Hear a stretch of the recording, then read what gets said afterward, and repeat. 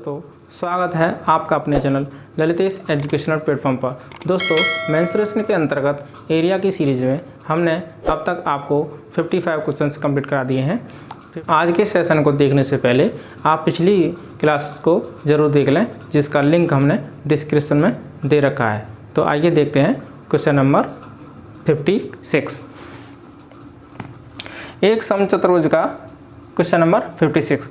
एक समचतुर्भुज का परिमाप 40 सेंटीमीटर है और एक कोण का माप 60 डिग्री है, तो उसका क्षेत्रफल है। आइए देखते हैं। एक समचतुर्भुज जिसका एक कोण 60 डिग्री है, तो इसके सम्मुख कोण भी 60 डिग्री होगा। बाकी शेष दो कोण हैं वो 120, क्योंकि angle A angle be in दोनों को मिलाकर 180 होना चाहिए, तो ये 120 है। इसके सम कोण भी 120 होगा। ठीक है, आपको दे रखा है परिमाप दे रखा है 40। ठीक है, तो P = 40 सेंटीमीटर, तो 4A = 40 सेंटीमीटर, तो A की वैल्यू मिली आपको 10 सेंटीमीटर। ये आपको 10 मिला। ठीक है, अगर हम डायगोनल्स को देखें तो ये 90 एंगल मिलेगा। 90 एंगल 90 डिग्री है, तो 90 अगर ये हम इसको लाइन खींचते हैं या डायगोनल बनाते हैं तो ये 30 और ये 60 मिलेगा आपको।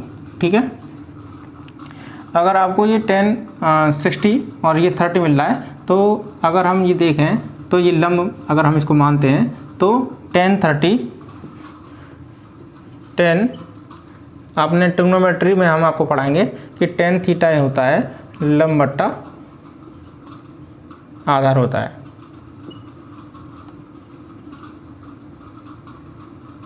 लंब बट्टा आधार, तो आपको tan 30 जो कि दे रखा है, हमने आपको बताया tan 30 के सामने जो लंब आएगा वो ये होगा। हम इसको डायगोनल 1 मान लेते हैं, डायगोनल 1 अपॉन डायगोनल 2 मान लेते हैं, और इसकी वैल्यू होती है 1/√3।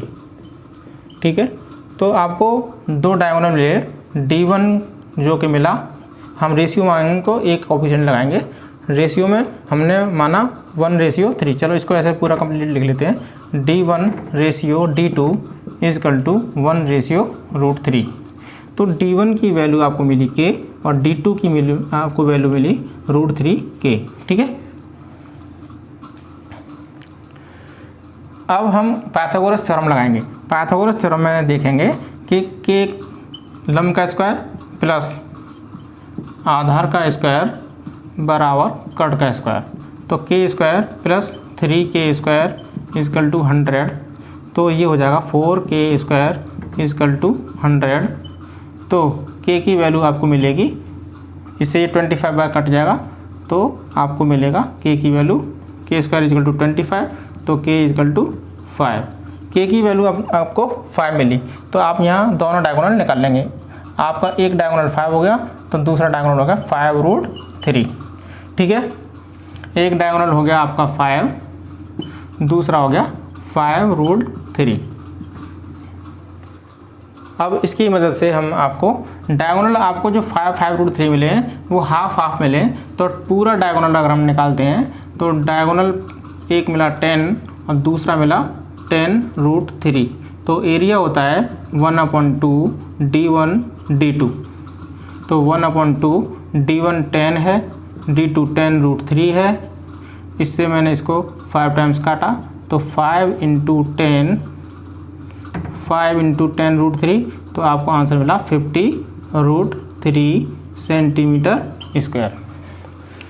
आप ऑप्शन मिला आपको बी। क्वेश्चन नंबर 56 को हम एक तरीके से और कर सकते हैं। देखिए, मैंने आपको बताया था ये 60 है, ये भी 60 है, और जी दोनों जो मैंने बताए थे ये 120 बताए थे। अगर मैं डायगोनल इसको खींच देता हूँ, ठीक है, अगर मैं इस डायगोनल को खींचता हूँ तो ये 60 हो जाएंगे। 60 होने के बाद आपको ये साइड दे रखी थी, कितनी दे रखी थी? 10। ठीक है, जब ये 10 है और सारे एंगल बराबर हैं तो ये सारी साइड भी इक्वल हो जाएंगी। तो एक डायगोनल आपको मिल गया 10, ठीक है। तो दूसरा डायगोनल कितना होगा इसको हम निकाल लेते हैं। अगर ये 10 है तो ये 5 हो गया, ठीक है। और पाइथागोरस थ्योरम लगाने से आपको ये मिल जाएगा, ये 5 है ये 10 है। तो देखिए 10 का स्क्वायर इजकल टू 5 का स्क्वायर प्लस डायगोनल 2, 125 डायगोनल 2 इसका स्क्वायर आएगा। तो डायगोनल 2 का स्क्वायर इजकल टू 100 माइनस 25, ये हो गया 75। तो डायगोनल 2 की वैल्यू आपको मिलेगी, डायगोनल 2 की वैल्यू मिलेगी 25 इंटू 3, इसके मैंने फैक्टर कर लिए तो ये 5 बाहर आ जाएगा, 5√3।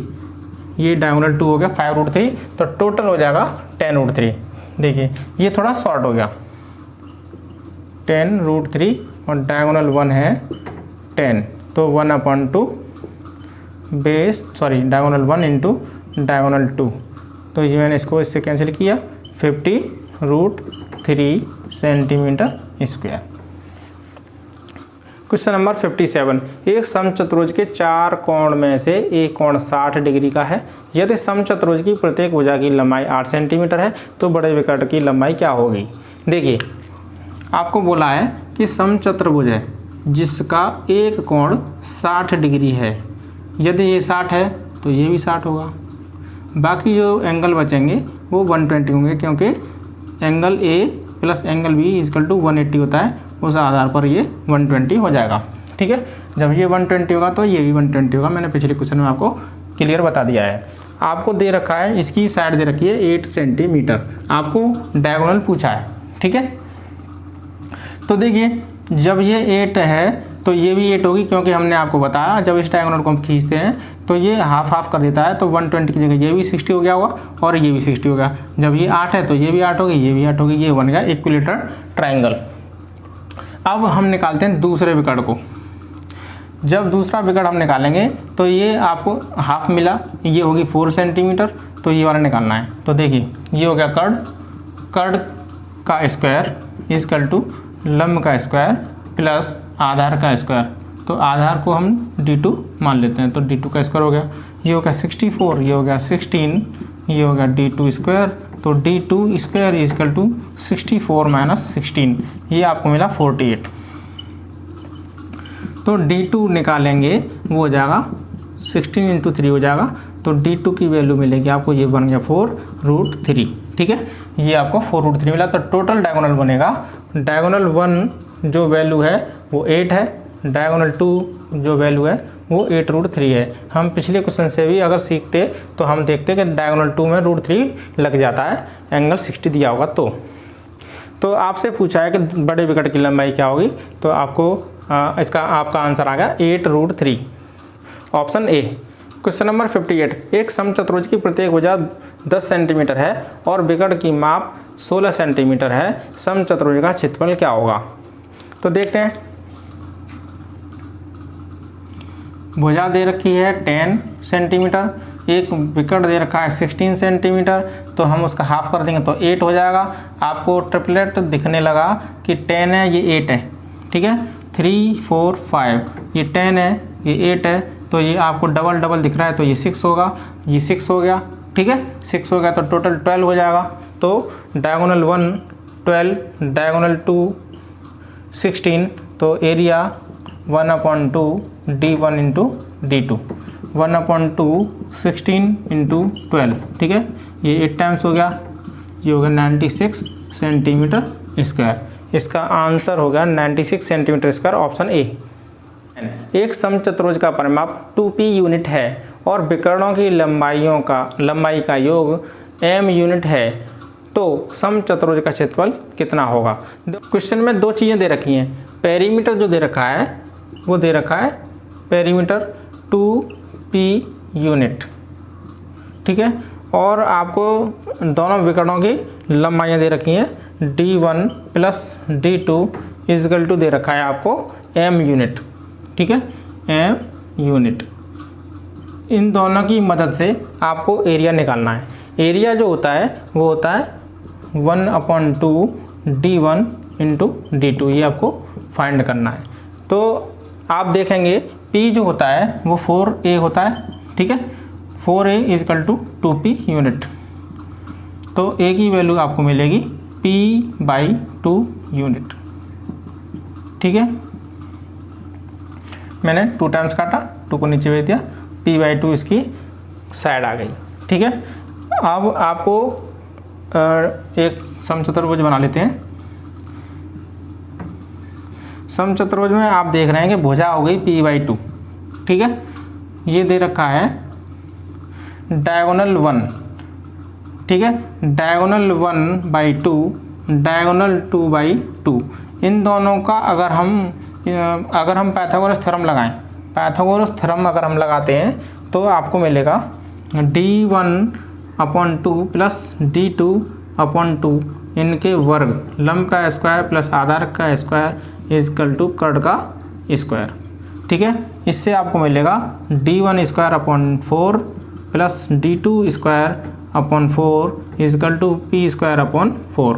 आप देख रहे हैं कि यहाँ अगर हम एलसीएम ले लें तो आपको मिलेगा d1² प्लस d2²/4 p²/4। इससे इसको हम कैंसिल करेंगे, आपको इक्वेशन मिलेगी d1² plus d2² is equal to p²। ये आपको एक इक्वेशन मिल गई। आपको एक इक्वेशन दे रखी है ये d1 plus d2 is equal to m। अगर हम इसका स्क्वायर करें तो कहीं ना कहीं से हमें ये वैल्यू यहाँ पुटअप हो जाएगी। देखिए कैसे, देखिए अगर हम इसका स्क्वायर करें, ठीक है, तो d1 plus d2 is equal to m है। तो हम अगर दोनों पक्षों में वर्क कर दें तो मिलेगा d1² plus d2² plus 2d1 d2 is equal to m²।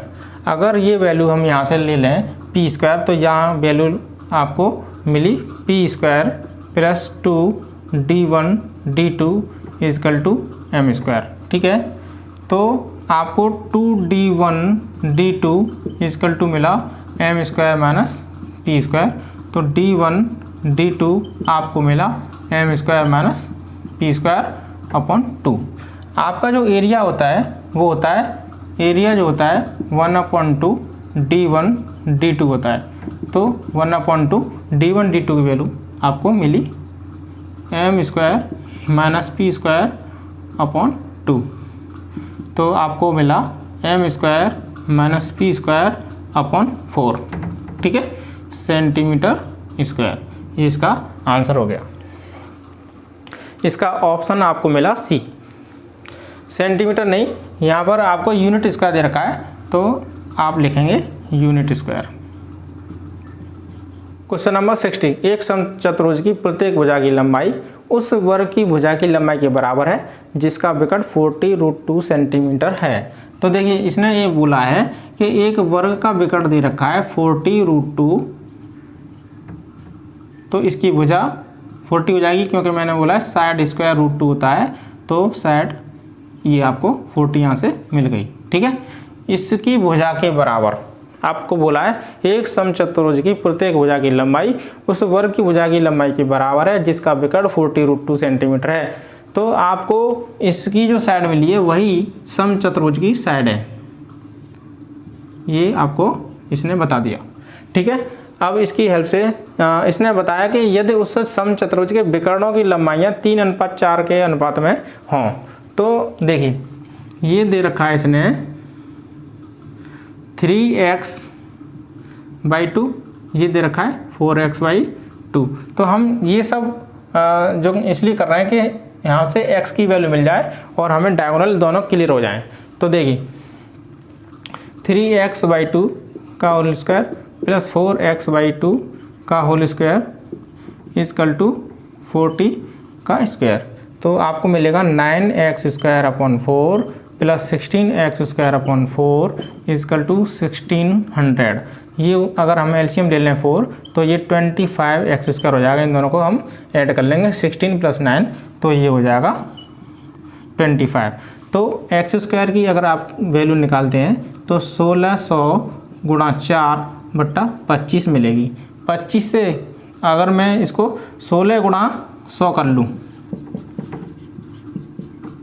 देखिए, और 25 से 100 को काट दूँ तो 4 मिला, तो तो 16 और 4 आपको परफेक्ट स्क्वायर सारे दिख रहे हैं। तो x की वैल्यू मिलेगी 4 × 4 यानी 16। ठीक है, तो आपको दोनों डायगोनल मिल गए। डायगोनल 1 दे रखा है 3x और डायगोनल 2 दे रखा है 4x। इसकी हेल्प से 16 का गुणा 3 में करेंगे तो 48 और 16 का गुणा 4 में करेंगे तो 64। ठीक है, ये आपको सेंटीमीटर दोनों मिल गए। इससे आप निकालेंगे एरिया 1/2 D1 D2, 1/2 D1 48 और D2 64। इससे मैंने इसको डिवाइड दिया तो 32। ठीक है, गुणा करते हैं तो क्या मिलता है 48 × 32।